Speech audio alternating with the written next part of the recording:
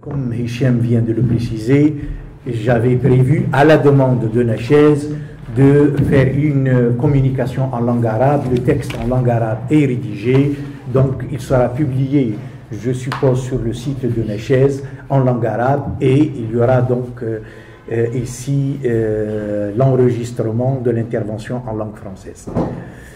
Alors, l'objet de mon intervention, c'est l'islam politique, la gauche et la démocratie en Tunisie. Ce n'est pas d'une façon générale, même si mon propos va partir d'un constat que ce que je vais dire pour la Tunisie, on le retrouve un peu dans d'autres pays, que ce soit des pays à majorité islamique, où je me suis rendu, comme la Turquie, l'Indonésie ou différents pays arabes, ou des pays aussi où il y a des minorités musulmanes importantes et qui sont victimes de différentes formes de discrimination. Donc, les rapports entre la gauche et l'islam politique dans ces contextes différents ont subi l'impact de deux attitudes. La première, c'est l'opposition idéologique, l'hostilité due à l'opposition idéologique. Et la deuxième, c'est le populisme et les attitudes politiciennes à court terme sous l'effet du populisme. Pour ce qui est de l'impact de l'opposition idéologique, du côté de l'islam politique, l'hostilité a été et reste liée à la considération de la gauche comme une pensée et un courant politique qui n'est pas authentique, qui est déraciné, qui est l'un des avatars de la domination coloniale, de la domination culturelle de l'Occident, et ajoutant à cela, avec beaucoup de confusion, ils sont laïcs, donc athées. Donc avec une confusion entre les notions de laïcité et d'athéisme d'État ou d'athéisme militant. Voilà du côté le fondement de l'hostilité de l'islam politique à l'égard de la gauche. Du côté de la gauche également, il y a la même hostilité et qui part de la considération que l'islam politique fait partie de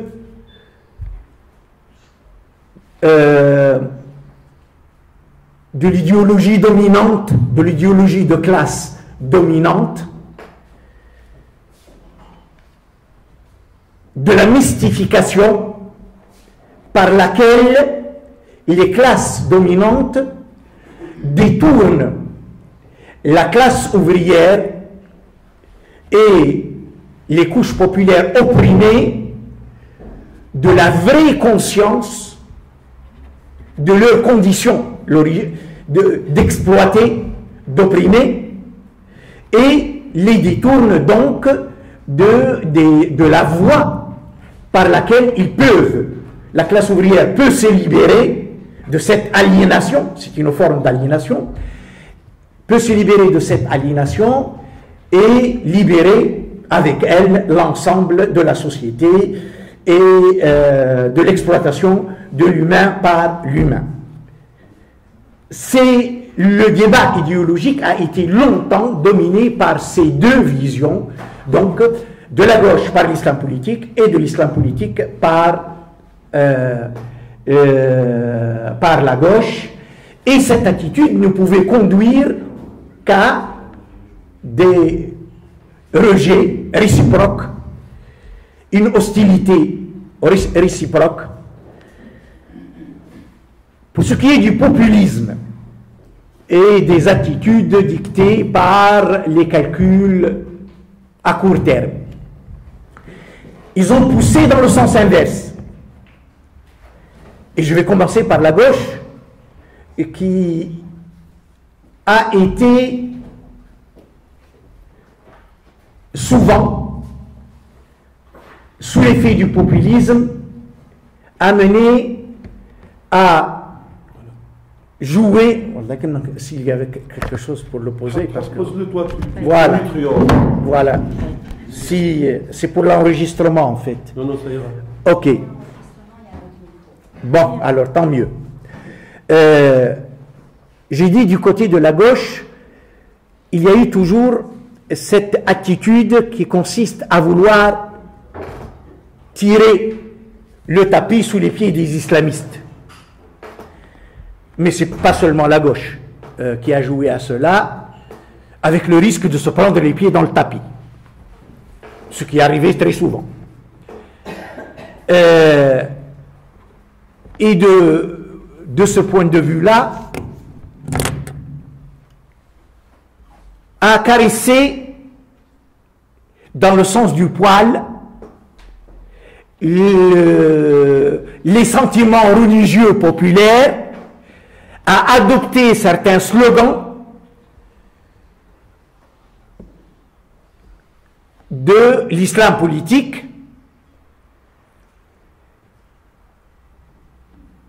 dans l'espoir de devenir populaire, pour faire la jonction avec les masses populaires.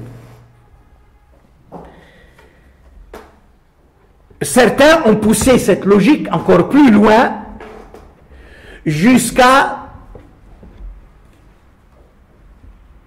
essayer de contracter, certains disent des alliances, d'autres non, c'est simplement des accords ponctuels, des accords tactiques, des rencontres,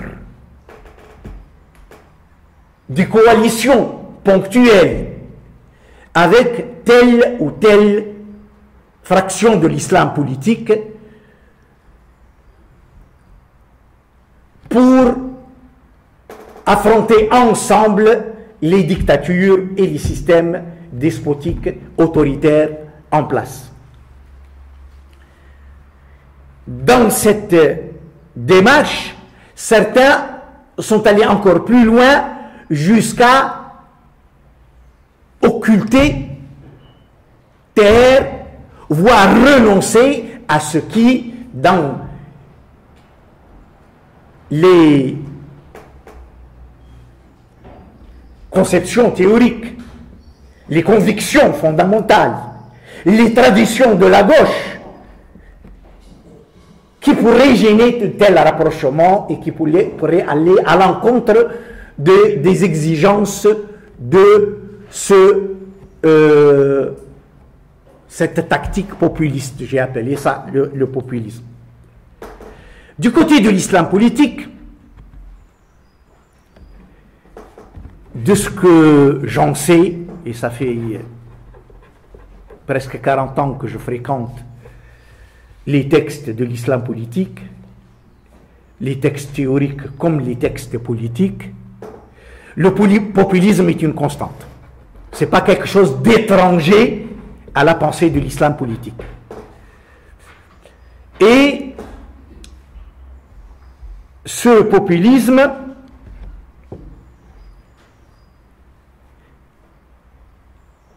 les amène souvent à se moquer des concessions faites par la gauche,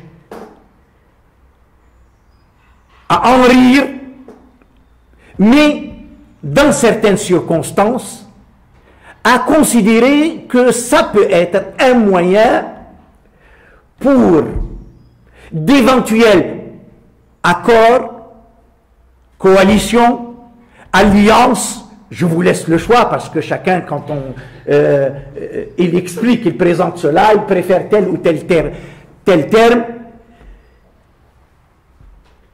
Un moyen d'acquérir une certaine crédibilité,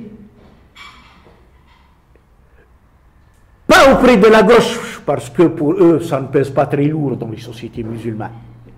Mais auprès de milieux qui les intéressent plus que la gauche.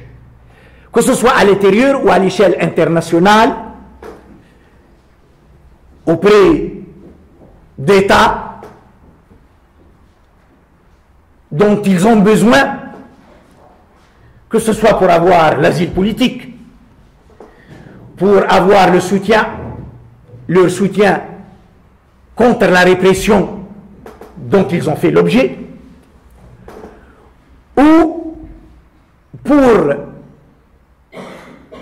se faire accepter comme une alternative en cas de besoin aux dictatures en place. Une alternative crédible.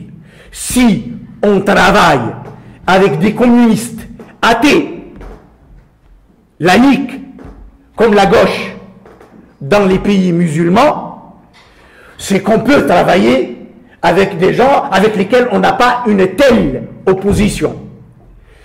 Et il faut dire que si du côté de la gauche, cette attitude dictée soit par le populisme, soit par des calculs à court terme, n'a pas été payante jusqu'à maintenant, du côté de l'islam politique, elle a été payante. Et ils ont réussi à s'imposer, notamment ceux qu'on présente comme les composantes modérées de l'islam politique, comme une alternative possible aux dictatures, aux régimes autoritaires dans les pays musulmans, voire à se faire admettre comme des forces démocratiques qui se sont converties à la démocratie. Alors j'arrive maintenant à la Tunisie, parce que là c'est général, global. En Tunisie, l'histoire des relations entre la gauche et l'islam politique remonte à la fin des années 60, au début des années 70, lorsque la gauche était la principale opposition au régime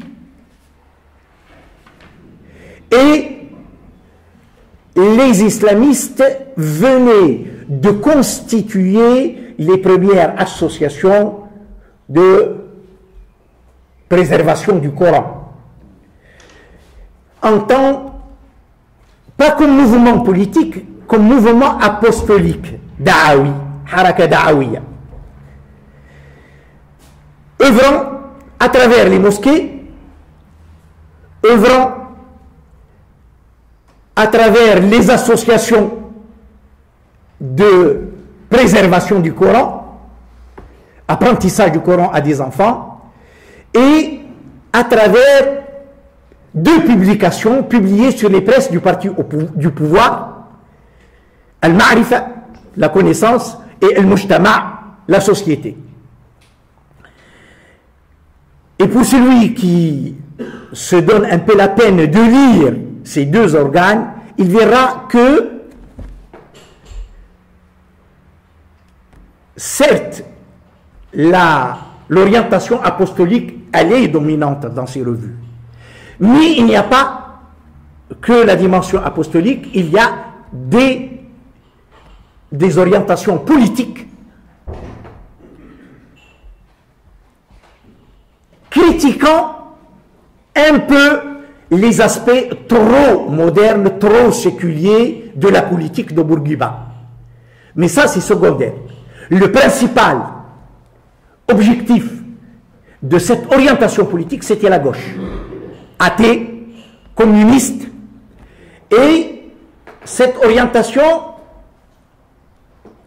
profitait de la réorientation de la politique du pouvoir à cette époque-là, avec l'abandon de l'option entre guillemets socialiste de l'époque de Ben Salah, d'une part, et aussi avec l'accès de Mohamed Mzali au ministère de l'Éducation nationale, une orientation de tentative de réconciliation de la Tunisie avec son identité arabo-musulmane, avec, entre autres, une réforme des programmes de l'enseignement, la réforme, la politique de Mohamed Messaoudi, donc a été petit à petit mise à l'écart pour être remplacée par la politique de Mohamed Mzali. Et donc, à la faveur de cela, la gauche était l'ennemi commun des deux, que ce soit sur l'orientation économique et sociale devenue libérale du pouvoir et avec laquelle les islamistes n'étaient pas en désaccord, ou cette réorientation culturelle de l'identité culturelle de la Tunisie, donc qui leur a permis précisément de servir de soutien idéologique au pouvoir qui n'avait pas dans sa répression, son hostilité à la gauche était plus policière et politique qu'idéologique. L'apport idéologique, ça va venir du côté des islamistes. Du côté de la gauche, elle voyait dans cette orientation de l'islam politique naissant en Tunisie une confirmation de sa vision de l'islam politique comme une partie de l'appareil de domination de classe tel que l'identifie donc la gauche par rapport à tous les mouvements religieux et pas seulement par rapport les mouvements, ce qu'on appelle l'idéologisation de la religion en contact avec la modernité.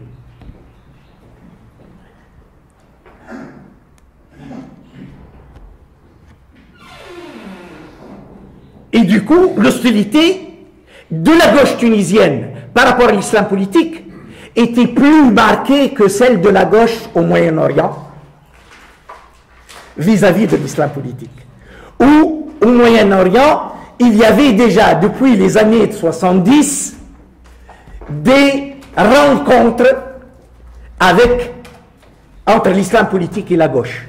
Rencontres allant jusqu'à, dans le cas iranien, le soutien à la révolution iranienne et à la République islamique iranienne et à la politique donc de la République islamique iranienne. Ce qui, dans la gauche en Tunisie, n'a pas eu lieu en raison, de l'attitude du lien entre le pouvoir et l'islam politique dans les années 70 contre la gauche, et d'autre part, en raison du soutien apporté par les islamistes tunisiens à la révolution islamique en Iran, à la République islamique en Iran, et au revirement de Khomeini contre ses alliés de gauche et ses alliés démocrates, une fois installés au pouvoir. Alors, très important de dire que par rapport, je donne un exemple de rapprochement au Moyen-Orient entre l'islam politique et la gauche, les fameux Moujahidin Khalq, Moujahidi Sha'b, en Iran, qui sont allés jusqu'à adopter une partie du programme de Khomeini et du discours idéologique de l'islam politique en remplaçant parfois le prolétariat par les mustad'afis, les affaiblis, hein, les opprimés, etc. Et des deux côtés, il y avait un courant à l'intérieur de l'islam politique iranien aussi qui essayait des tentatives dans ce sens-là. Ceci n'a pas marché en Tunisie jusqu'aux années 80. Dans les années 80, après ce qui s'est passé à Gafsa en janvier 80, après la répression, Bourguiba a réagi par une certaine ouverture pour résorber la colère, comme c'est le faire Bourguiba, résorber la colère et éviter que le rejet du régime n'aille pas jusqu'à cette extrémité qui à ce rejet radical qui s'est exprimé à travers la prise de Gafsa par un commando venant de Libye via l'Algérie. Cette politique d'ouverture s'est faite sous la conduite de Mohamed Mzali, qui est en rapport avec l'islam politique naissant. Et l'un des effets de la révolution iranienne et de l'avènement de la République islamique d'Iran, c'est que l'islam politique naissant va se transformer en parti politique, en mouvement politique, en créant le mouvement de la tendance islamique. Et avec l'idée que la situation est aujourd'hui mûre pour appliquer le programme politique de l'islam politique. On passe de l'étape apostolique à l'étape politique de la préparation de la prise du pouvoir. Lisez les textes fondateurs du MTI. Désormais, on ne cache pas que ce qu'on veut, c'est un État islamique. Comme en Iran. Il y a un article de Rachid Ghanouchi dans le Ma'rifa de cette époque-là. Les leaders de l'islam politique contemporain, Maudoudi, l'indo-pakistanais, Hassan al-Banna et Khomeini. Donc, c'est clair, l'orientation. Ce qu'on veut, c'est un État islamique. Ce qu'on veut, c'est l'application de la charia interprétée comme étant une loi divine valable pour tous les lieux et pour tous les temps.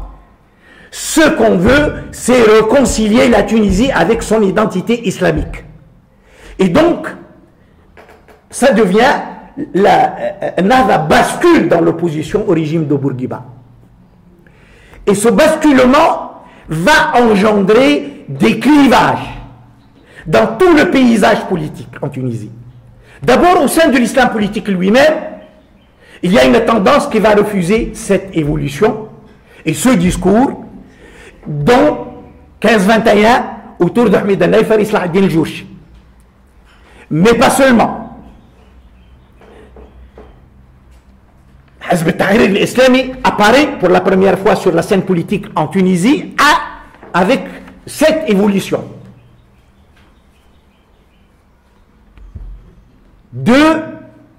Au sein du régime lui-même, il y a Mohamed Mzali qui essaye de temporiser pour permettre aux islamistes de se constituer en tant que force politique sur laquelle on peut s'appuyer pour sauver le régime. Mais il y a les bourguibistes éradicateurs, à la tête duquel on trouve Mohamed Mzali, qui était dominant, Mohamed Sayah, qui était dominant au sein du parti et qui ont fini par évincer Mohamed Mzali et par donc passer à la répression de l'islam politique. Au sein des oppositions, y compris la gauche, également on va assister à un clivage. Jusqu'à maintenant, la gauche rejetait, toute la gauche rejetait l'idée d'une alliance avec l'islam politique. La transformation de l'islam politique naissant en mouvement d'opposition a été perçue pour certains comme un renfort à l'opposition contre le régime. Et un renfort avec lequel il faut compter.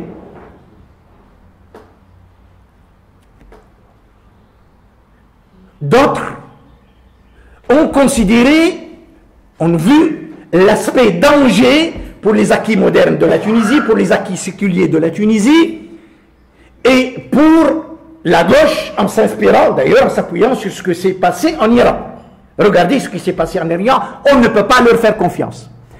Certains, de ce point de vue, sont allés jusqu'à adopter une position éradicatrice, y compris en prenant l'alliance avec le pouvoir contre les islamistes. Entre les deux ennemis, il y a un ennemi principal, c'est la régression que représentait par l'islam politique, le projet islamiste. Plus que le pouvoir il est moderne. Et souvent, les islamistes, quand ils parlent, ils réduisent la gauche à ces deux attitudes. Or, il y a eu, dès le début des années 80, une troisième attitude disant que, j'ai un texte là qui date de 84, que j'ai rédigé moi-même, donc publié le 17 août 1984, qui dit: Pas de concession idéologique aux islamistes. Il faut continuer à combattre leur projet politique. On ne l'accepte pas. Leur projet politique, il est aussi dangereux pour l'avenir de la Tunisie que la dictature. Mais pas de polarisation. On n'a pas à se mettre derrière le pouvoir contre les islamistes ou à se mettre derrière les islamistes contre le pouvoir. Le refus de la polarisation constitue un pôle indépendant, alternatif aux deux, sur la base du soutien aux islamistes en tant que victimes de la répression, mais pas d'alignement sur l'opposition politique, les combattre sur le plan politique. Le texte, il est devant moi. Pour défendre les acquis séculiers et modernes de la Tunisie, la meilleure position est de permettre à tous les courants, je regarde, permettre à tous les courants politiques et de pensée, qu'ils soient laïcs, athées, religieux, et quelle que soit la lecture de la religion adoptée, de s'exprimer, d'exprimer leur choix, et le pouvoir peut intervenir en tant qu'option d'idée, en tant qu'orientation, mais pas pour réprimer, pour empêcher qui que ce soit de s'exprimer. Donc, il y avait, depuis le début des années 80, une tendance au sein de la gauche qui considérait qu'il ne faut pas, qu'au nom du soutien aux islamistes en tant que victimes de la répression, on arrête le combat contre leurs projets politiques et contre leurs pensées. Et qu'il faut refuser cette polarisation où le pouvoir ou les islamistes et œuvrer pour la création d'un autre pôle. Voilà la transformation du mouvement islamiste naissant d'un mouvement apostolique à un mouvement politique, ce que ça a engendré au niveau de l'islam politique, au niveau du pouvoir, comme au niveau des oppositions et au niveau de la gauche. Ces clivages vont s'approfondir, se cristalliser au fur des années, j'ai envie de dire, jusqu'à la Révolution, jusqu'en 2010-2011. Et avec parfois des changements. Je donne un exemple. Le pacte était contre l'alliance dans les années 80 et les années 90 avec les islamistes. Et lui, il va adhérer au 18 octobre. 18 octobre. Le Parti communiste était dans les années 80, les années 90, plutôt pour une entente avec les islamistes contre le pouvoir, et qui, quand il y aura le 18 octobre, va changer de position. Donc il y a des évolutions, mais toujours dans le même sens. Du côté des islamistes également, les clivages au niveau de l'ensemble de l'islam politique, comme au niveau de MTI devenu Nahda à partir de 89, lorsque Ben Ali leur a imposé de changer de nom s'ils veulent être reconnus comme un parti politique. Au sein de Nahda également, les clivages qu'on retrouve au niveau de l'islam politique en général, on les retrouve au sein de Nahda. Entre ceux qui sont proches des salafistes, prônant toujours l'État islamique et l'application de la charia, plus tout ce qui va avec. Mais aussi entre ceux qui sont plus sur une adaptation de l'idéologie des frères musulmans à la manière dont l'a fait l'AKP ou le PJD au Maroc et les différents PJD à travers les pays musulmans, parce que dans tous les pays musulmans vous avez des PJD, l'équivalent de l'appellation Hizb al-Adala ou al-Tanmiya, je l'ai retrouvé en Indonésie, je l'ai retrouvé un peu dans tous les pays musulmans, et le modèle c'est l'AKP en Turquie. Donc voilà, avec l'idée c'est des démocrates conservateurs à la manière des démocrates chrétiens en Europe. Donc il y avait une évolution des gens à l'intérieur. Et à l'intérieur, il y a des gens qui vont jusqu'à ceux qui étaient représentés dans le collectif du 18 octobre, notamment à Paris, plus qu'à Tunis. Il y a une différence. Parce qu'à Paris, le caractère politique du 18 octobre est plus affirmé qu'à Tunis. C'était notre voie vers la démocratie. Le 18 octobre, l'alliance du 18 octobre, c'est notre voie vers la démocratie. Et donc, dans notre voie vers la démocratie, l'islam politique en fait partie. Hichem vient de parler du séminaire qu'on a organisé il y a 2 semaines, je crois, à Paris. Et effectivement, donc on a vu le clivage de perception du 18 octobre entre Paris et la Tunisie. Donc il y a toutes ces tendances, avec certains allant jusqu'à signer des textes sur l'égalité, sur les rapports entre le politique et le religieux, sur la répudiation de la violence comme moyen d'accéder aux politiques. C'était très important. Donc je reviendrai à cette question de la démocratie dans l'alliance entre la gauche et les malentendus là-dessus, entre la gauche et l'islam politique. J'y reviendrai à la fin. Donc, les clivages, aussi bien au sein de Nahda que en dehors, dans toute la mouvance, se sont aggravés, même avec le développement encouragé par Ben Ali, qui croyait que les mouvements apostoliques salafistes étaient apolitiques et on pourrait compter sur eux pour affaiblir le poids politique de Nahda. Et il s'est avéré que ils étaient Slimane, c'était ces mouvements-là que lui il croyait non violents, apolitiques, et ils étaient beaucoup plus radicaux donc que Nahda elle-même. La situation, j'ai dit, elle a perduré avec les clivages que je viens, même si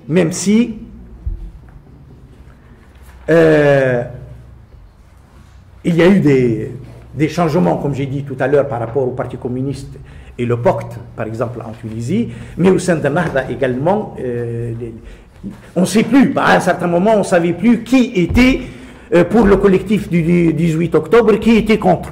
Moi, je me souviens d'une discussion publique avec Ali Amr Al-Araïev à Paris. Quand je lui dis, il m'a dit, nous, on n'a jamais parlé d'État islamique. Je lui dis, vous n'êtes pas crédible, monsieur, quand vous me dites, vous n'avez. Et je lui sors Rachid Al-Ghanouchi, les libertés publiques à l'ombre de l'État islamique, dont le modèle est le Soudan, du général Bachir. Je lui dis, écoutez, excusez-moi, vous n'êtes pas crédible. C'est comme si moi, je vous dis, je suis pour les droits de l'homme, mais je n'ai jamais parlé de dictature du prolétariat. Vous avez le droit de douter de la crédibilité de mon discours. Si je vous dis ça. Donc, et là, il m'a dit, mais Rachid Al-Ghanouchi, il ne nous représente pas. Je lui dis, quand vous l'écrivez publiquement, Amr Al-Araïev, je lui ai rappelé l'autre jour.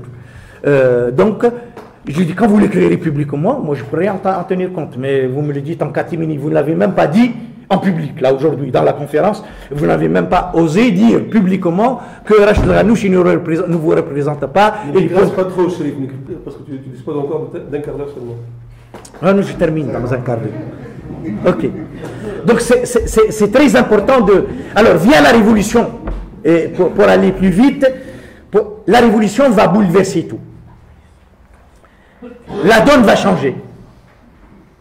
Oui, j'allais ajouter quelque chose par rapport aux islamistes. Pendant que certains islamistes négociaient avec l'opposition et la gauche dans le cadre du 18 octobre, d'autres maintenaient des liens avec Ben Ali pour une réconciliation via différents vecteurs, dont Sakhr al-Matr, dont les pays du Golfe, dont certains pays de la communauté européenne et les États-Unis d'Amérique, via Radwan Masmoudi.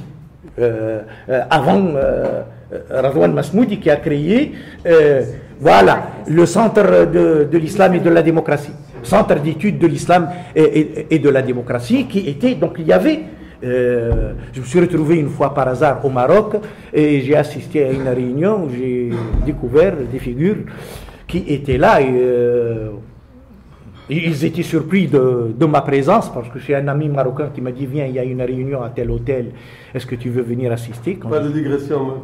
Oui, mais pour dire que du côté de l'islam politique, on ne mettait pas tous ses œufs dans le même panier. Voilà. Donc, certains continuaient des alliances avec le pouvoir, des moyens de retisser les liens avec le pouvoir, d'autres avec la gauche et l'opposition démocratique, d'autres donc avec les salafistes et les plus radicaux. Bon, j'arrête la digression. J'ai dit, intervient là-dessus la révolution. Avec la révolution, il y a eu libération de tout ce qui était étouffé sous Ben Ali. Et tout le monde a découvert l'importance du phénomène salafiste. Hizb al-Tahrir al-Islami qui sort de la clandestinité, les mouvements salafistes qui sortent de la clandestinité, qui récupèrent des mosquées, qui investissent les espaces publics, et l'un des premiers surprises, c'est Mahfouz, qui a vite changé de discours. Au début, cette révolution est une révolution démocratique, on ne veut même pas se présenter aux élections pour ne pas contrarier le processus des transitions démocratiques. Puis ils ont vu que s'ils maintiennent cette position, ils vont laisser le terrain libre aux salafistes et Hizb al-Tahrir al-Islami. Ils vont leur laisser le monopole de la revendication de l'État islamique, de l'application de la charia et de la récupération des mosquées auprès des imams de Ben Ali et du ministère des Affaires religieuses. Ils ont décidé de prendre leur part dans cette affaire-là. Et donc, tous les textes, et ça, Kamel Jendoubi l'a affirmé la dernière fois, tous les textes concoctés dans le cadre du collectif ont été oubliés par Allah. Alors, les islamistes disent, mais on les retrouve dans la Constitution. On les retrouve dans la Constitution, pas par la grâce des islamistes, qui ont proposé d'autres projets de Constitution, et il a fallu la mobilisation de la société civile, et il a fallu ce qui s'est passé en Égypte, pour qu'ils comprennent qu'il faut il y a autre chose dans la société tunisienne avec laquelle il faut composer que les salafistes et que Hizb al-Tahrir al-Islami. C'est très important de rappeler cela.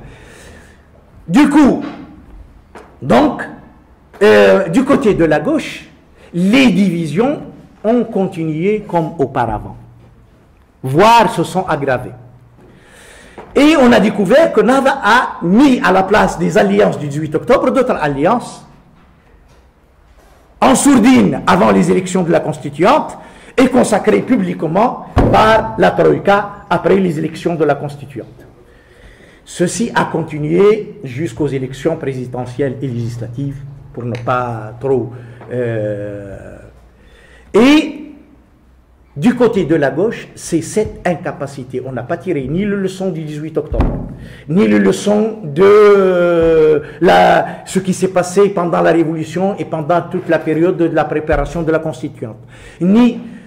On a cru à un certain moment avec les élections de 2014 que le Front populaire va incarner un espoir de renaissance de la gauche et d'unification autour de la victoire, entre guillemets, électorale du Front populaire. Et en fait, on se rend compte que les mêmes divisions continuent, comme auparavant. On se retrouve pour les enterrements, comme hier, pour tout le monde, il est là. Ahmed Ibrahim hier, Ouled Ahmed avant, Noureddin Belkhidr avant. Quand on se retrouve là, on a l'impression qu'on est tous la même famille, mais quand il s'agit du politique, ou même dans le travail syndical, je discutais avec un syndicaliste la semaine dernière, il me dit, on est en train de perdre les positions syndicales qu'on avait conquises dans les années 70 et dans les années 80, et aujourd'hui on va se retrouver minoritaire comme auparavant. Donc, pourquoi? Parce qu'on n'arrive même pas au niveau syndical à s'entendre comme on a réussi à le faire à un certain moment. Voilà un peu.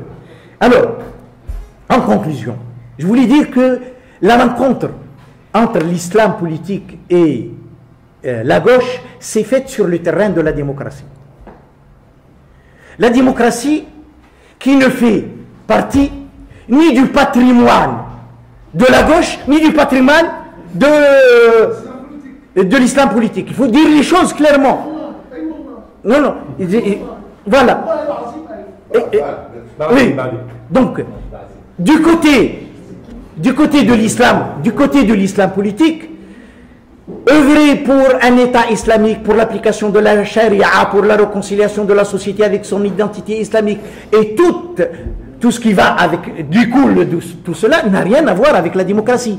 L'islam politique est comme le christianisme politique, comme toutes les réactions par idéologisation de la religion à la modernité, c'était le rejet de la démocratie, comme étant l'hérésie des temps modernes, disaient les chanteurs de l'islam, du christianisme politique au 19e siècle. C'est l'hérésie du 20e siècle. Les droits de l'homme, c'est contraire aux droits de Dieu jusqu'à Vatican II. Donc tout cela, bon, c'est pas ni dans la pensée, ni dans la pratique, ni dans les traditions de l'islam politique. Mais du côté de la gauche aussi. Il faut qu'on le dise. La gauche œuvrait pour la dictature du prolétariat. Du moins la gauche, sa tendance marxiste qui était dominante. C'est la dictature du prolétariat. Les droits de l'homme, c'est les droits de l'homme bourgeois. Et la critique du droit de l'homme dans la question juive par Karl Marx, c'était notre référence. C'était notre référence. On est venu au droit de l'homme par glissement et sans remise en cause de ce qui, dans notre pensée, dans notre tradition, dans nos référentiels, qui contredisait les droits de l'homme et la démocratie. Donc, les deux tendances qui ne viennent pas de cet horizon-là démocratique se rencontrent sur le terrain de la démocratie, mais se retrouvent sur le terrain de la démocratie en faisant de la surenchère les uns sur les autres. La gauche dit aux islamistes, vous ne serez démocrate que lorsque vous renoncez à l'État islamique, que lorsque vous renoncez à la charia, que lorsque vous vous démarquez des fondamentaux des frères musulmans et ils ont raison de le dire. Qu'est-ce que ça veut dire la démocratie en revendiquant un État qui discrimine les sexes, qui discrimine les citoyens sur la base de leurs convictions et qui veut éjecter tous les référents modernes du droit. Le droit positif, il faut le rejeter. Les déclarations universelles relatives aux droits humains, non, c'est contraire à notre tradition. Et donc, même quand on fait des concessions, on dit il faut les concilier avec l'islam. La condition, j'ai fait une lecture critique de la déclaration islamique des droits de l'homme et la déclaration arabe des droits de l'homme. Tout est accepté à condition que ce soit compatible avec la charia. Tout est accepté. Tous les droits à condition que, on ajoute toujours, dans le cadre de la charia. Donc mais c'est ça. Et donc, ils ont raison de le dire. Mais quand même, pour être crédible, il faut aussi balayer devant sa propre porte. Et du côté de la gauche, on n'a pas fait ce travail-là.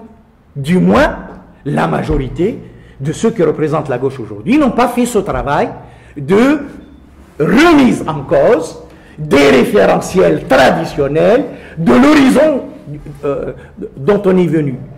Et il me semble aujourd'hui que pour la gauche, il faut qu'il renonce à cette opposition entre ce qu'on appelle droit égalité et droit liberté. Entre liberté, parce que ce qu'on contestait dans les droits de l'homme, c'est surtout les libertés bourgeoises, les libertés formelles. Mais on insiste beaucoup sur les droits socio-économiques, la justice, les droits A, les droits de liberté, le droit de faire, et le droit A, les droits socio-économiques. Il faut renoncer à cette opposition entre les deux. Il faut renoncer à l'opposition entre liberté et égalité.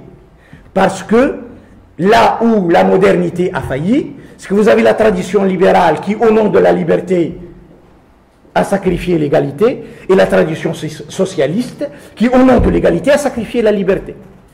Si on maintient et on ne fait pas une réflexion profonde sur les implications de cette réconciliation et les ruptures nécessaires à faire pour que cette conciliation soit crédible, et pas seulement de la parole conjoncturelle, hein, très important, j'ai envie de terminer que le fait que la gauche en Tunisie, je dis en Tunisie, n'a pas été appliquée dans la violence et dans les violations des droits de l'homme comme l'a été l'islam politique, n'enlève rien à cet impératif de critique, d'autocritique et de travail profond à faire, parce que se taire sur ce qui s'est passé dans le Goulag, se taire sur ce qui s'est passé en Chine pendant la révolution culturelle, se taire sur ce qui s'est passé sous Pol Pot, c'est aussi impardonnable que se taire sur ce qui est fait au nom de la théocratie en Iran et là où l'islam politique a triomphé, et qu'on les reconduit, qu'on ait eu les moyens, parce que le problème c'est une question, on n'a pas eu les moyens, et heureusement, on n'a pas eu la chance d'accéder au pouvoir pour pratiquer nos conceptions, parce que je ne suis pas sûr que ça aurait été gai. Voilà, donc il y a des ruptures nécessaires à faire, et pour l'islam politique, avant de parler de conversion à la démocratie, il faut créer le rapport de force au sein de la société en faveur de la démocratie, et le rapport de force qui exige ce genre de rupture aussi du côté de l'islam. Quand on me parle de la démocratie chrétienne, je leur ai dit, la démocratie chrétienne, elle est née après un siècle de combat sans merci contre le christianisme politique. Un combat sans merci contre le christianisme politique, et il a fallu des défaites infligées au christianisme politique pour que, au lendemain de la Deuxième Guerre mondiale, impliqué dans l'épisode nazi de la Deuxième Guerre mondiale, les hiérarchies cléricales honteuses ont renoncé au programme du christianisme politique pour aboutir à ce qu'on appelle Malheureusement, on n'a pas créé ce rapport de force encore dans nos sociétés. Et tant que ce rapport de force n'a pas été créé, et tant que les ruptures nécessaires entre... Il faut renoncer à l'islam politique, il n'y a pas de problème. Il ne peut pas y avoir de démocratie musulmane sans rompre avec l'islam politique, c'est-à-dire sans rompre avec les frères musulmans, sans rompre avec l'idéologisation de l'islam, comme la démocratie chrétienne a rompu avec le christianisme politique. Et j'arrête là.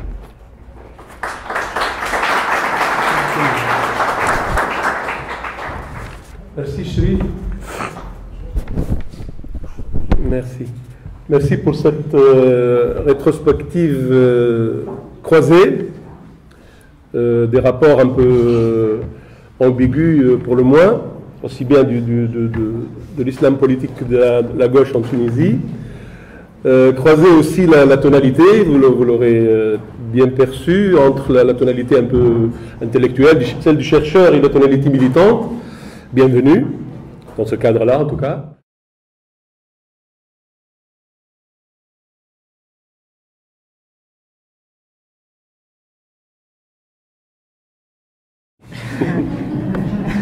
Merci. Merci. Alors, je te remercie tout d'abord, Chérif, pour cet éclairage croisé, mais aussi cet éclairage historique très intéressant pour comprendre les relations problématiques entre islam politique, la gauche, et en rapport avec la démocratie. Moi, je commencerai... Bon, je vais parler aussi moins longtemps, puisque mon rôle est essentiellement de taquiner peut-être. Hein? Oui, voilà. Moi, je vais commencer à partir de 2011. Voilà. Bon, 2011 qui pour moi représente un moment crucial. Parce que justement à ce niveau-là, rapport islam politique avec la démocratie, parce que 2011 est justement placé, à mon avis, sous le signe du paradoxe. Bon, le paradoxe, c'est que, ou consiste au fait que les mouvements sociaux, les mouvements politiques qui ont conduit en automne 2010, janvier 2011 aux chutes du régime, avaient des revendications de nature sociale, politique, démocratique. C'est finalement le soulèvement d'un peuple de citoyens. Avec des revendications de citoyens. Mais alors, le couronnement de ce soulèvement tel que cristallisé dans les élections de 2011 a donné raison au mouvement de l'islam politique, à Narda essentiellement, qui finalement est là au nom de peuples de croyants. Donc finalement, c'est ça, à mon avis, le véritable paradoxe, et du coup relance le débat sur le rapport islam politique, la gauche. Bon, la gauche, paradoxalement, sort peut-être, c'est affaibli, c'est le grand perdant de cette expérience de 2011. La gauche a essayé de se rattraper en s'alliant en 2014. Mais également, c'est une réussite relative, mais qui est en train de s'effriter. On a l'impression que... Bon... voilà, et puis, pourquoi aussi cette période, vraiment, à mon avis, est très intéressante, de 2011 jusqu'à nos jours, parce que aussi, la confrontation entre les deux projets sociétaux, la gauche, ce qu'elle porte comme projet d'équité, de liberté, de défense de droits. Alors, et là, je ne suis pas tout à fait d'accord avec toi, Chérif, quand tu dis que la gauche a également besoin de faire son autocritique en termes de rapport avec les droits humains, parce que je pense que si c'était le cas, ça aurait pu être le cas pour la gauche des années 60-70. Mais je pense que au niveau de la gauche, il y a eu une certaine révolution culturelle à ce niveau-là depuis quelques décennies. Donc on a il y a quand même une rupture avec cette lecture à la carte des droits humains. Ça a existé dans l'histoire de la gauche, mais je pense que c'est du passé. Maintenant, alors pourquoi je dis ça? Parce que quand les deux projets de société se sont confrontés essentiellement lors de l'élaboration de la Constitution, quel type de régime politique, quelle garantie des droits humains, la gauche s'est placée, la gauche représentée au sein de l'ANC s'est placée le porte-drapeau de la société civile démocratique ou les associations de défense des droits humains. Donc finalement, ils ont épousé la même vision, les mêmes revendications, et il y a eu quand même cette synergie très intéressante à l'intérieur de l'ANC, à l'extérieur de l'ANC, pour défendre les mêmes valeurs. Et dans cette confrontation qui a eu lieu donc essentiellement à l'occasion du travail de l'ANC, les lignes de démarcation étaient claires entre les deux projets et les défenseurs des deux projets. Et du coup, bien sûr, une confrontation qui a été résolue d'une façon consensuelle. C'est le dialogue national, consensuel, mais on a compris que c'est fragile.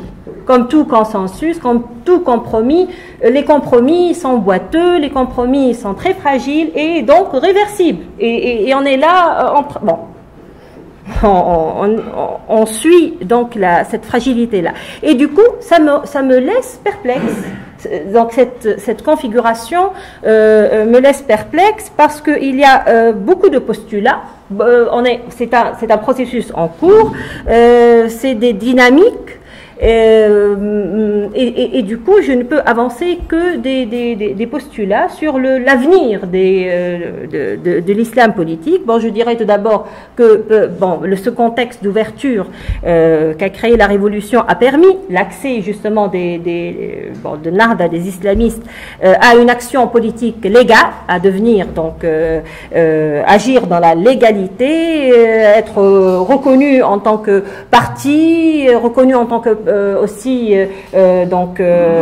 acteur politique, et du coup ça a amené à un plus de pragmatisme.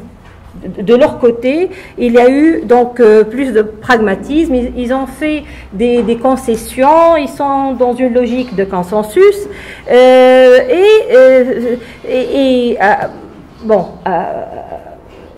Je dirais que cela pourrait impliquer également une révolution culturelle et politique en leur sein, au sein de ces mouvements qui sont appelés par cette nouvelle phase à devenir moins idéologiques, moins radicaux, à rompre avec même leur littérature, également leur implication dans le jeu, le jeu électoral, le jeu démocratique, pourrait également faire monter les oppositions au sein du parti Nahda essentiellement, et cette pluralité de courants pourrait alimenter les antagonismes intergénérationnels, et aussi antagonisme entre les colombes et les faucons, entre leur base et la direction, donc et cela pourrait affecter négativement la cohésion de ce mouvement qui incarne en tout cas l'islam politique en Tunisie. C'est des pistes qui pourraient être sondées, mais en rapport avec la démocratie. Alors là, je suis moins sûre d'une conversion à court terme ou même à moyen terme de l'islam politique à la démocratie, parce que l'authenticité de l'attachement du mouvement Nahda ou de l'islam politique en général quand même laisse vraiment très perplexe, parce que il y a eu on sait qu'il y a eu des épisodes qui attestent de l'instrumentalisation de la démocratie. La démocratie conçue comme étant une technique qu'on utilise par tactique pour rester, comme d'ailleurs l'alliance avec les partis de gauche, voilà, les partis démocrates de gauche, comme ça a été le cas de la Troïka. Donc c'est une instrumentalisation. J'ai peur donc justement que cette instrumentalisation réhabilite l'islam politique comme acteur politique majeur, sans pour autant que cet acteur accepte par conviction et d'une façon authentique les véritables jeux démocratiques. Donc que ça soit une tactique et pas vraiment une conviction philosophique et une véritable conversion. Donc c'est là le souci majeur. Et on en a eu l'occasion d'en discuter. Voilà, donc les ruptures, certes, il y a des ruptures à faire, mais je pense que c'est du côté de l'islam politique qu'il y a une exigence. L'exigence est plus pressante compte tenu de l'histoire vraiment proche, c'est-à-dire cette histoire des 5 dernières années. Merci.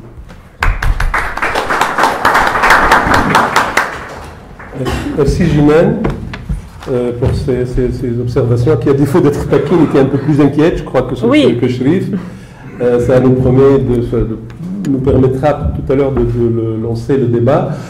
Parmi les choses auxquelles on tient là, dans ce cycle de conférences, c'est aussi qu'il y ait débat avec la salle. Donc je vais vous proposer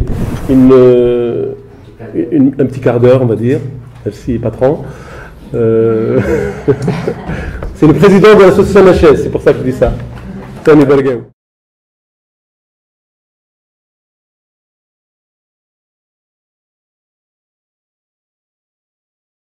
موضوع الندوه كان مهم والصديقه جينا نروح نعزيوها بالغياب وكيف كيف سي شريف مهم نسمعوهم ومهم نقراو كيف في هذا الاتجاه.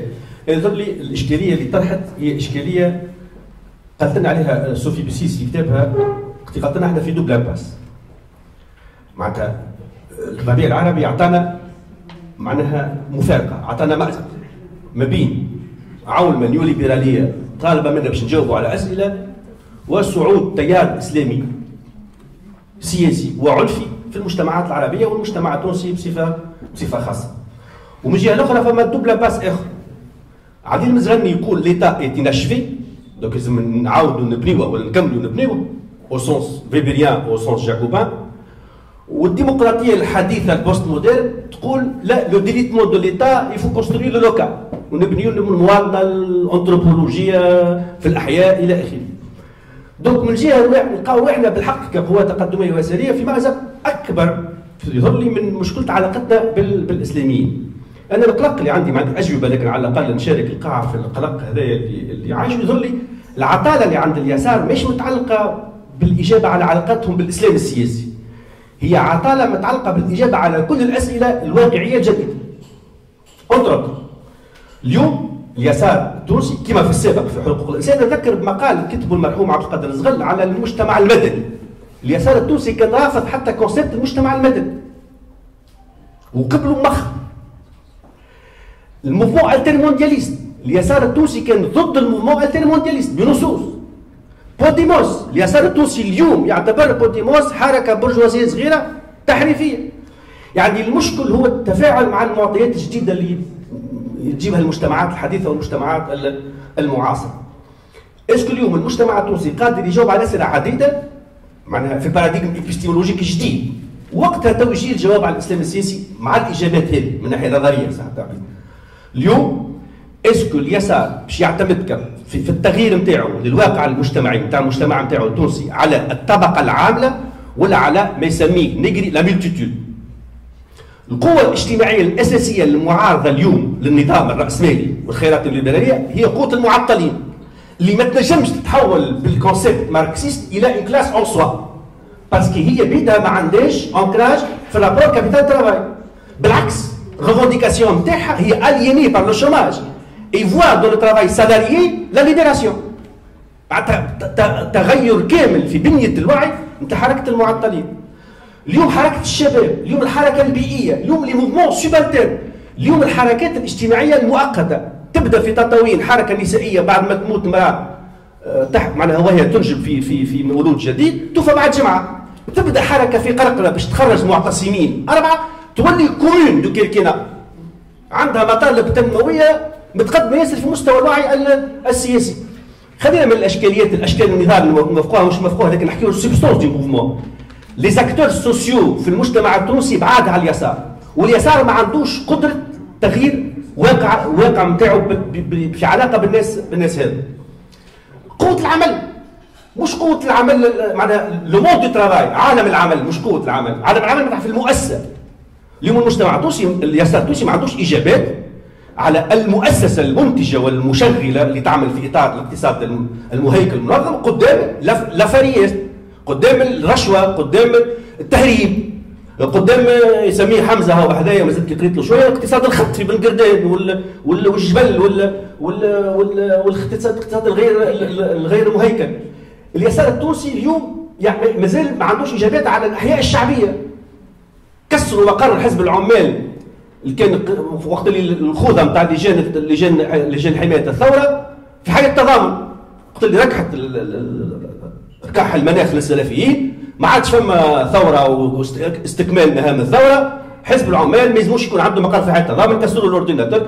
دونك المشكل الاساسي اليوم بالنسبه لليسار ونكمل هو الاجابه على علاقته بليزاكتور سوسيو جدد في المجتمع. الاجابات النظريه موجوده واليسار التونسي عنده قصور في تبنيها وتحويلها إلى واقع سياسي وواقع مجتمعي وبرنامج نضالي وسياسي. وقتها تحل مشكلة علاقتنا بالإسلام السياسي من ناحية نظرية وبسيكولوجية. نتفاعل مع الشريف. تحدث اليسار والإسلام السياسي والديمقراطية، لكن حسب رأيي حصر اليسار في اليسار الماركسي واليسار أوسع من هذا، ونظرة تاريخية على اليسار التونسي تحدث صحيح كان مهيمن عليه في الصورة اليسار الماركسي، لكن في الواقع وخاصة يعني في السنوات الأخيرة اللي بن علي ثم بعد الثورة، أعتقد أن عدد من الأحزاب السياسية والتيارات والأشخاص يساريين ويناضلوا من أجل قيم اليسار اللي هي التقدم والحداثة والعدالة الاجتماعية والتنوع والمساواة وغيره، ولكنهم ليسوا ماركسيين. فما هو موقفهم وعلاقتهم بالإسلام السياسي؟ هذا حسب رأيي يليت كان ينجم يكون موجود قدام تغطى عليه. بالنسبة للديمقراطية، أنا معناها نأكد الكلام اللي قالوا متبنيه، تحب نثبت حاجة صحيح.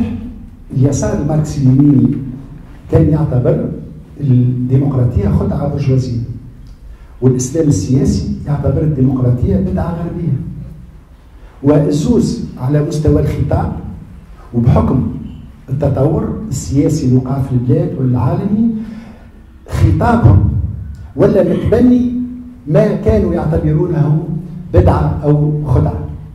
لكن هذا على مستوى الخطاب. على مستوى الواقع، إذا كان اعتبروا الديمقراطية هي عدد مجموعة من القيم نظمها عدد من الميكانيزمات ويحرسها ميزان قوى، هذه الثلاثة عناصر الأساسية في النظام اللي تحافظ على النظام الديمقراطي. فهل إن قيمة كقيمة المساواة مسألة تابعة يعني مسألة بسيطة نجم تتبدل مع تبدل الأنظمة السياسية، وإلا هي أساس من أسس الديمقراطية لا يمكن المساس به. هنا وين المفروض يقع الحوار اللي بداه 18 أكتوبر واللي الدستور ركز جزء منه، ولكن على مستوى المجتمع، على مستوى القواعد الأطراف السياسية حسب رأيي مازال مش مستوعب. بما فيها داخل اليسار وبصفة خاصة داخل اليسار الماركسي الليني، اللي وقت نقعدوا في القهاوي ونحكيو يحكي على ديكتاتورية البروليتاريا ويحكي على الحقوق البرجوازية ويحكي أنا نفس المنطق بتاع السبعينات، لكن على مستوى الخطاب الرسمي فما سكيزوفريني تامة. وهذاك علاش نحن بحاجة إلى رفع هذا اللبس وتعميق هذا الحوار، وأن اليساريين ننظفوا قدام دارنا قبل تطفي، ولكن كذلك أنا احنا نبادروا بهدايا باش يولي تحاججنا ضد الإسلاميين أو غيرهم اللي يرفعوا في الشعار يبدأ أقوى بالنسبة لهم. فهذاك علاش نحن بحاجة إلى مراجعة والتعمق في معنى النظام الديمقراطي المنشود. نحن ندعو إلى دولة ديمقراطية. ماذا نقصد بدولة ديمقراطية؟ يعني أنت كحزب عمال مثلا يجي مسائل نهار اللي تاخذ السلطة عندك الأغلبية في السلطة، كيفاش باش تعمل في اللي على مستوى نظري تعتبره حقوق برجوازية وغيره كما يحكيوا الأولاد، يعني كيفاش رابطة حقوق الإنسان تاريخيا كانت تعتبر منظمة برجوازية وكنا رافضين الدخول فيها والانخراط فيها ونعتبرها منظمة هبطها كارتر. بالطبع مش الكل أكيد. حطيتونا مونوليتيك alors que انا جي انسيستي سامحني كان قصت عليك عياش لا جو فان انترفينير في ça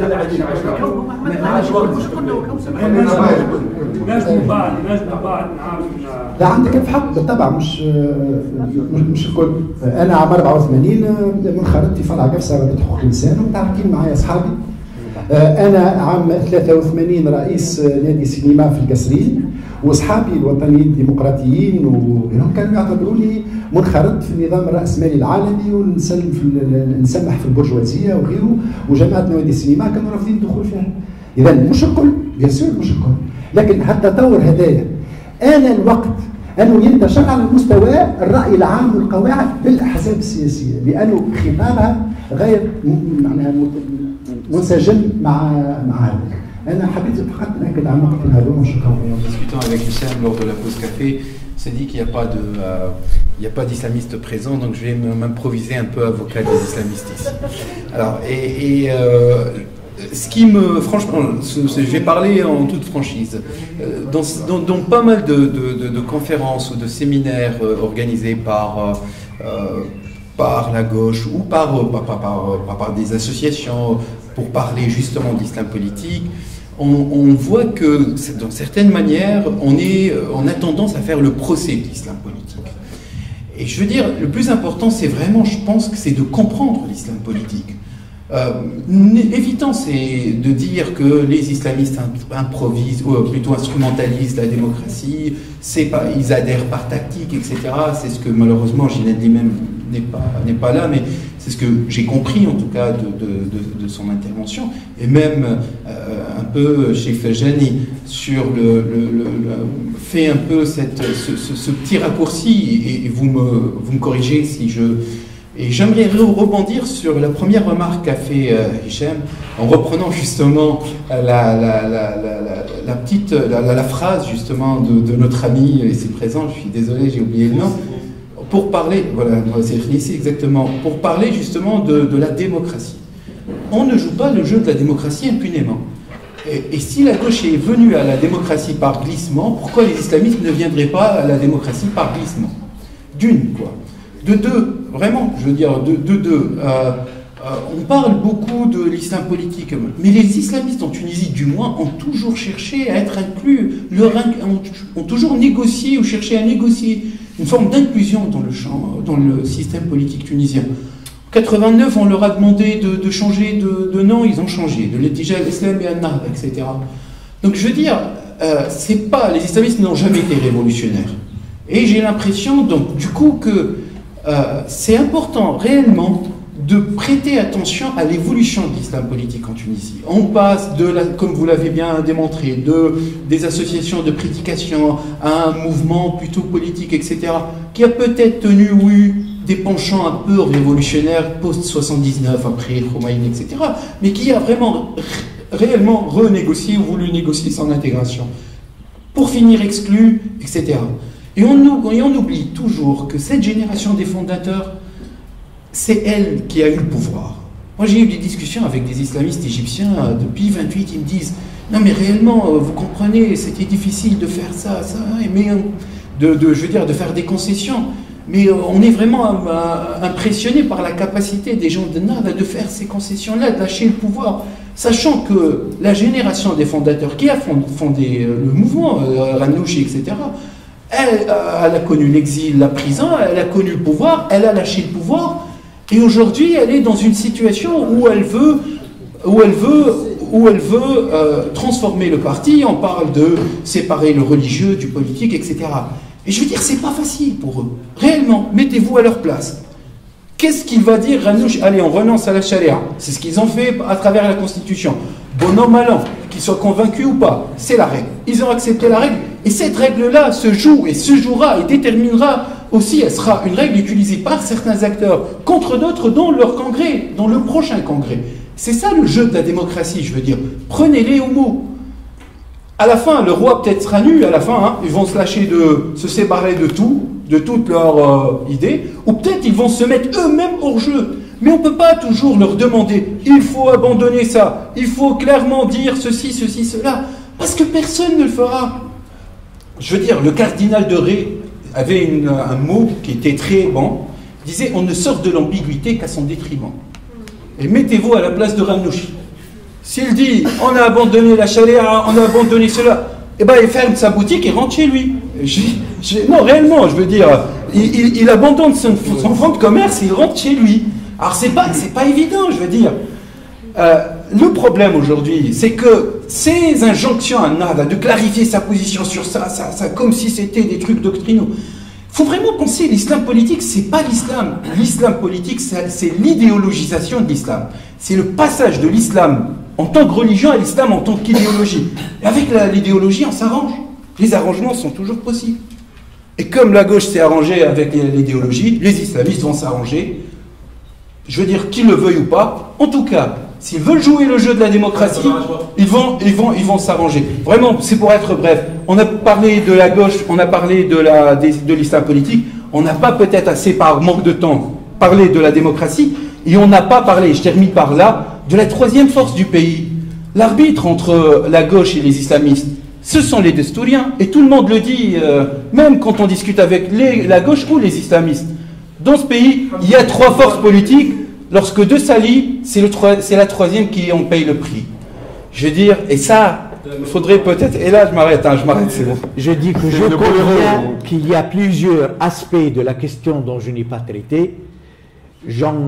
D'abord, parce que je ne suis pas compétent de tout, je ne connais pas tout. Et deux, même si je voulais, je n'avais pas le temps. Et vous avez vu comment Hichem me harcelait pour me dire ça suffit, il te reste tant. Donc j'ai centré sur la problématique, les rapports entre la gauche et l'islam politique. Et si je mets gauche au pluriel, ça fait péjoratif. Ils sont gauches. Les gauches, c'est... Donc, disons la gauche plurielle, diverse, et l'islam politique dans sa diversité. Et j'ai parlé des différents courants qui traversent l'islam politique en parlant de Hizb ut-Tahrir, les salafistes prédicateurs, par prédication, les salafistes par le djihad, les salafistes par l'exemple, les salafistes par le sabre, etc. Et ça existe. Et j'ai dit que cela aussi se reflète au niveau de Nahda. Et je n'ai pas voulu parler de duplicité, j'ai plutôt parlé de diversité au sein et de l'islam politique et de la gauche, comme au sein du mouvement Nahda. Parce que si je vais me mettre à parler de duplicité, je suis au niveau des intentions. Et au niveau des intentions, personne ne le sait. Moi, ce qui m'intéresse, ce n'est pas ce que pensent les gens, ce qu'ils font, ce qu'ils disent publiquement. J'ai toujours accepté de discuter, mais publiquement. Et avec tout le monde. Mais à condition que les débats soient publics, parce que pour moi c'est très important, ce qu'on dit publiquement, le discours qu'on tient publiquement nous tient. Certains, apparemment, ça ne les gêne pas de tenir publiquement des discours différents, mais ça les tient, ça les rattrape, parce qu'on pourra le rappeler dans telle circonstance. Vous avez dit publiquement tel point de vue, et aujourd'hui, publiquement, vous dites la chose, et on veut la justification. Donc, ça, pour moi, c'est très important, et les débats en catimini ne m'intéressent pas beaucoup. Alors, et c'est pour cela que je dis également que la question n'est pas ni d'avoir peur, ni demander des professions de foi. L'évolution de la gauche, comme de l'islam politique, comme de n'importe quel phénomène politique, c'est une question de contrainte. Hier, j'ai discuté avec des amis quand on était au cimetière pour Ahmed Brahim. J'ai dit, qui aurait imaginé il y a 10 ans qu'Abd Fattah Mourou marche dans le cimetière avec des femmes pour l'enterrement d'un homme de gauche. Alors il m'a dit oui, quelqu'un m'a répondu oui, les islamistes, c'est la duplicité. Donc, là, je lui dis peu importe. Pour moi, ce qui m'intéresse, c'est un indice de l'évolution de la société tunisienne. Mais c'est très important. Il n'était pas le seul. Il n'était pas le seul. Il y avait d'autres qui étaient présents. Et pour moi, ce n'est pas que lui, il est sincèrement évolué ou pas. C'est l'évolution de la société tunisienne qui a imposé à la gauche de tenir des discours démocratiques et à l'islam politique d'adopter des positions. C'est ça qui est le plus important. Et c'est pour cela que je reviens. Alors, mon ami Nabil Azouz dit, c'est quoi islamisme? Je connais qu'une seule chose. Il se trouve que, effectivement, le problème n'est pas les mots. L'intégrisme, le fondamentalisme, l'islamisme. Moi, j'ai retrouvé ce concept de islam politique correspond à une réalité. C'est Hamza, je crois, qui a parlé de l'idéologisation de la religion. Ce phénomène a concerné toutes les religions en réaction à la modernité et essentiellement en réaction à l'invention démocratique. Le pouvoir politique a une autre légitimité que celle qu'il tirait auparavant des religions. Et donc, c'était un traumatisme. C'est-à-dire, le politique n'a plus besoin Alors qu'on a idéologisé les religions pour opposer aux idéologies modernes des idéologies religieuses qui fonctionnent de la même façon. Qui fonctionnent de la même façon, totalitaire, globale, intégrant tout. Donc, ce phénomène-là, dans l'histoire, s'appelait en France le christianisme politique. Je l'ai trouvé chez François Mauriac dans un article écrit en 1945 dans Le Figaro où il disait la laïcité dont tu parles, mais personne n'est contre. Depuis la fin du christianisme politique, tout le monde est pour la laïcité. Et cette question de la laïcité et de la démocratie, il y avait deux attitudes à l'avènement de la Troisième République. Il y avait les héritiers du jacobinisme qui voulaient revenir, rééditer l'expérience de Robespierre. Et qui disaient, pas de liberté aux ennemis de la liberté, l'Église est l'ennemi de la liberté, il faut éradiquer l'Église, il faut chasser les congrégations. Et ceux qui tenaient ce discours-là, c'est ce qu'on appelle, on les appelle les AOC. Vous connaissez AOC, l'appellation d'origine contrôlée. Et en fait, c'est les athées d'origine catholique.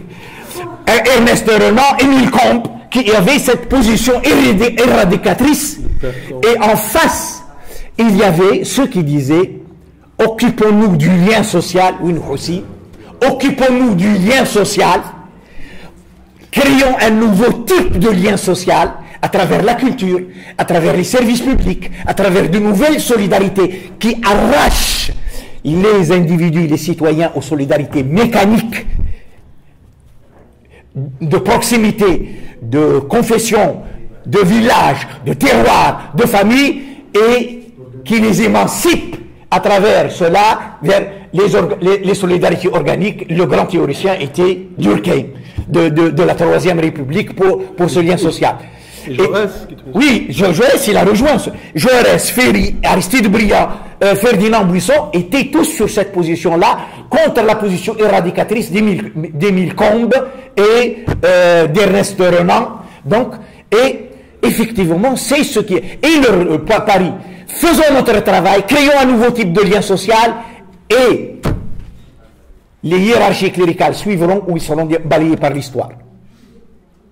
Et bon, bien sûr, il y a eu ça, il y a eu la régression avec le régime de Vichy, et les compromissions avec le régime de Vichy de la hiérarchie cléricale. J'ai des ouvrages, mais vraiment faramineux, à côté de ce qu'écrivent Rachid Ghannouchi ou Saïd Qutb ou Hassan el-Banna et les autres. C'est du pipi de chat à côté de ce qui a été écrit par les théoriciens du christianisme politique, donc à cette période-là. C'est une copie pâle. C'est une copie pâle de ce qu'ils disent. J'ai fait un travail là-dessus. Malheureusement, je ne peux pas y revenir maintenant. Donc c'est ça qui est le plus important. Créons un nouveau type de lien social. Oui, dans les discussions du 18 octobre, la question sociale est absente. La question économique est absente. Pourquoi ? Donc, c'est très important de rappeler cela. C'est créons un nouveau type de lien social, et c'est ce qui va créer un rapport de force qui va faire évoluer tout le monde. Tout le monde sera obligé par ce rapport. Je m'en fous des intentions des uns et des autres. Je m'en fous des professions des fois. Qu'est-ce qui, dans la société aujourd'hui, permet des évolutions sans retour? C'est-à-dire des évolutions certaines. Eh bien, aujourd'hui, on n'a pas créé ni ce lien social de type nouveau, ni ce rapport de force en faveur de la culture démocratique. Et évidemment, je suis d'accord, c'est quelqu'un qui avait défini la démocratie par trois, des valeurs,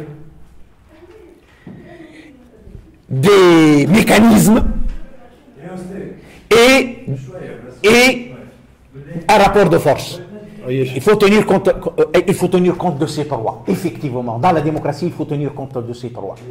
De ces aïesh. Donc, voilà. Donc, voilà ce que évidemment, il y a beaucoup de questions qui ont été évoquées. Bien sûr que je l'ai dit, Mais je l'ai dit rapidement, mais pour certains, ça reste au travers de la gorge qu'on compare l'islam politique et la gauche sur la question de la démocratie. J'ai dit qu'on n'a pas été impliqué dans les pratiques antidémocratiques comme les islamistes, parce qu'on n'a pas pratiqué, on n'a pas accédé au pouvoir. Mais là, et Houssine le rappelle très bien, comment dans les syndicats, quand on a le pouvoir dans un syndicat, on n'est pas démocrate. C'est. Houssine n'est pas démocrate. En plus. Mais bon, je ne dis pas que c'est automatique. Je ne dis pas que c'est automatique. Mais c'est vrai que c'est ça. Mais il y a des petits pouvoirs. Donc, alors, revenir à la définition de la gauche.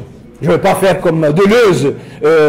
La gauche, c'est réfléchir le monde, puis son pays, puis sa famille, puis soi-même. Et la droite, c'est l'inverse. Bon, c'est vrai que ça, on a besoin de rediscuter tout cela. Tout cela est à discuter aujourd'hui. Mais pour moi, la question importante aujourd'hui, c'est comment intégrer la question de la liberté sans renoncer à la question de la justice.